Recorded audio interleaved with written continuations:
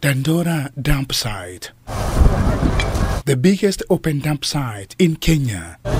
It is a normal day for Simon Kuria, who is a self-proclaimed artist. Paliponania pana njia lakini nia yetu kishia kwa njia juu tulichimba visima tukalikangamia. Kuria says he cannot remember when he started sorting garbage here, given that he was born at the edge of the dump site and that he has lived here all his life. Sisi tumekuwa hapa tunafanya mboka.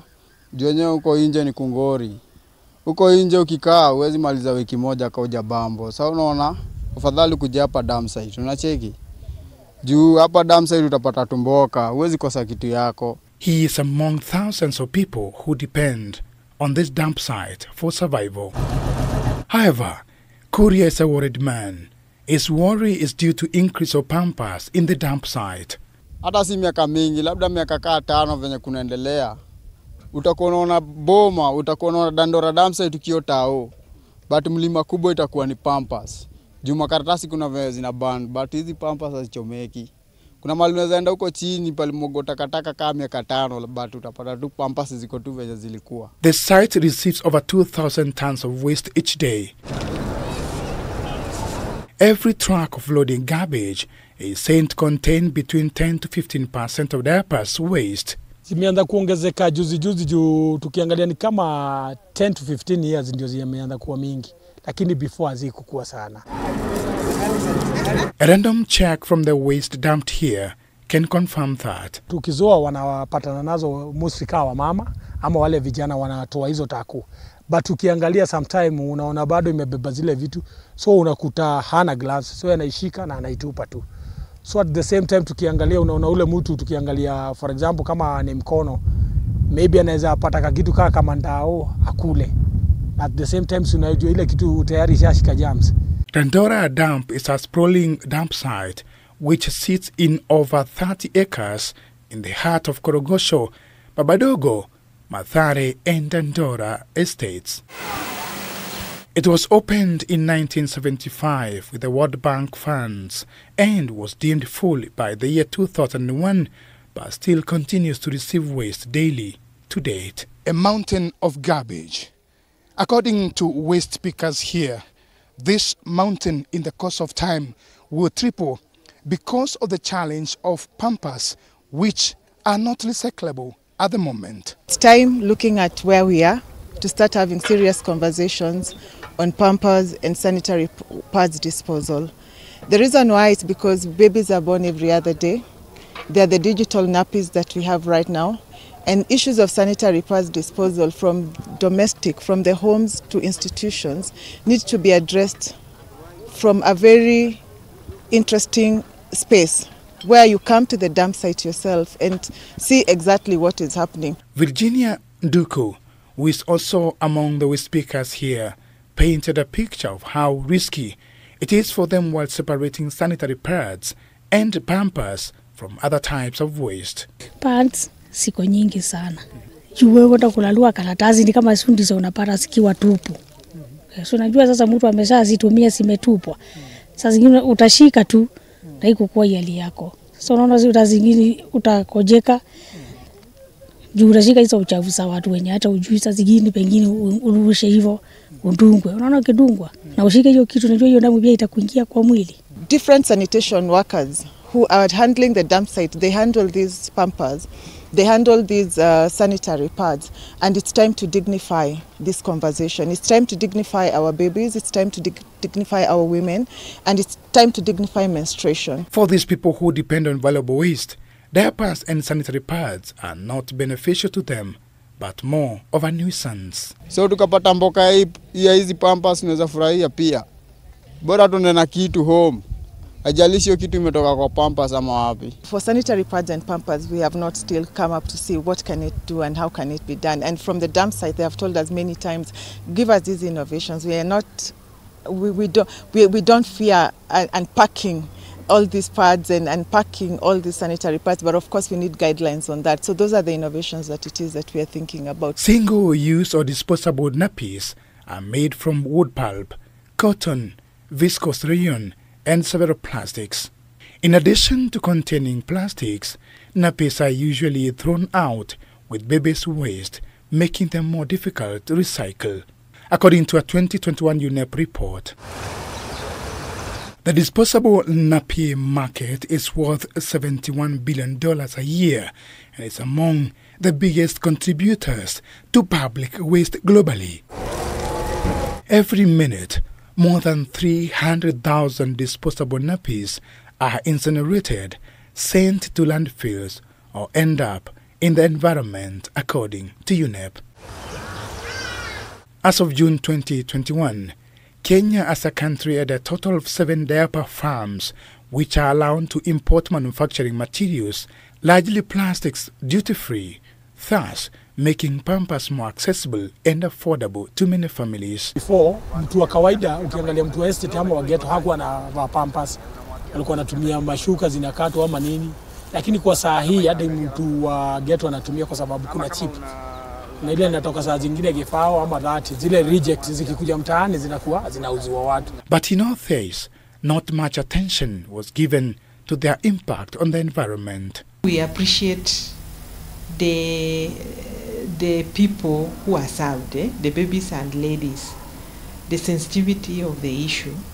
But we also are concerned about the waste that comes out of it.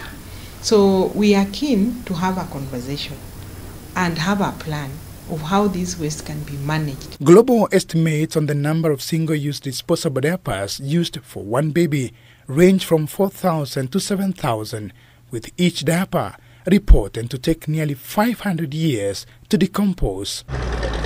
As they do so, they pollute soil and waterways. Further, decomposing of diapers creates smaller microplastic pieces that can be eaten by fish and end up being consumed by other species along the food chain, including humans. This is according to United Nations Environment Programme, UNEP. Now we are talking about El Niño. Where are they all going to end? They will end up in the drainage.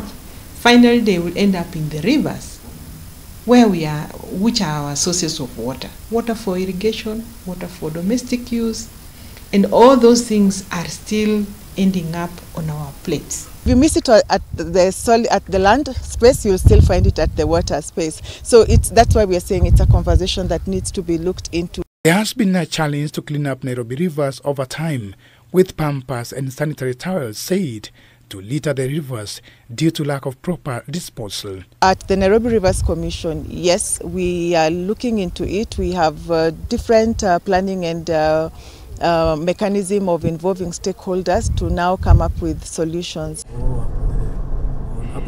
Away from the Dandora dam site, we move to Kiserian in Kajiado County. At the entrance of Kajiado Dam, you will come face to face with small mountains of diapers. Livestock feed in these fields. This is what you are likely to come across on this inlet into the dam. Fresh pampers and pads from households around here, and once it rains, they will definitely find their way into the water. The sad bit is that the water from this dam is consumed in the towns of Kiserian, Ngong, Rongai and other smaller towns of Kajiado County. Fishing activities takes place here despite the high level of pollution. At the Nanyuki dam site in Laikipia County, the story is no different. Pampers litter the site, a clear indication of how Kenya's environment is choking from pampers and the sanitary pads waste. But is there a way of saving the environment from choking from pampers and the sanitary pads? We move to the river banks of Mathare River, where we find Joab Oluoch and his team planting trees at the recreation garden bordering the river. A foul smell from River Mathare, which is highly polluted, notwithstanding. Here they use pampers to plant trees. One hole can swallow up to 11 pampers. Some are put at the base of the seedling, while others are put around the seedling. Tuliweza kuenda YouTube, tukajaribu kuona ni njia gani tunaweza tumia kuweza kuweka maji kwa mchanga ilali ile tukipanda miti. So kuna nini tulikuwa tunaona documentary ilikuwa inasema huko male asal areas, huko male kumekauka, kuna hiyo mikakati walikuwa wanatumia diapers kama kupanda miti ilali na retain maji for a long time, so iko inaleta mambo mingi na kumwaga maji. Olwatch says that trees in their entire green space have been planted using pampers, something he believes, if adopted in other areas, could minimize environment pollution caused by pampers. Kupanda na pampers, unajua pampers ina retain hiyo maji, naeka hiyo maji kwa muda, na pia at least ile kinyesi yenye iko ndani iko na nutrients, so inapatia hii miti pia nutrients. Unajua maji direct haina nutrients, so hii pampers inafanya miti wana grow haraka sana. Their interventions seem like a drop in the ocean compared the number of pampers that find their way into the environment every day. African cities are experiencing pollution increase, which is expected to put more pressure on the environment if the issue of sanitation is not well addressed. Days after Kenya hosted the first climate summit, the country witnessed another regional event which brought together delegates from more than 20 African cities to put an emphasis on sanitation for the African cities. We have the community engagement with residents in the planning, decision-making processes, which empowers community to take ownership of sanitation initiatives. Families, men and women, have to prioritize sanitation. That will enable them to improve their health status and as well their dignity within their society. A just sanitation for African cities is a call to action based on 3 years robust research on the state of sanitation in African cities and the future of the continent. We talk about overdue because we strongly believe that just sanitation, access to fair sanitation for women and girls, men and boys across urban Africa, across African cities is long overdue, and it's time to take action. In 2019, Kilifi County was advocating for a total ban on the use of baby diapers, saying it is a major polluter of the ocean. Pampers were introduced in Kenya in 1992, and since then, their usage has been on the upward trajectory, with less focus on their effect on the ecosystem.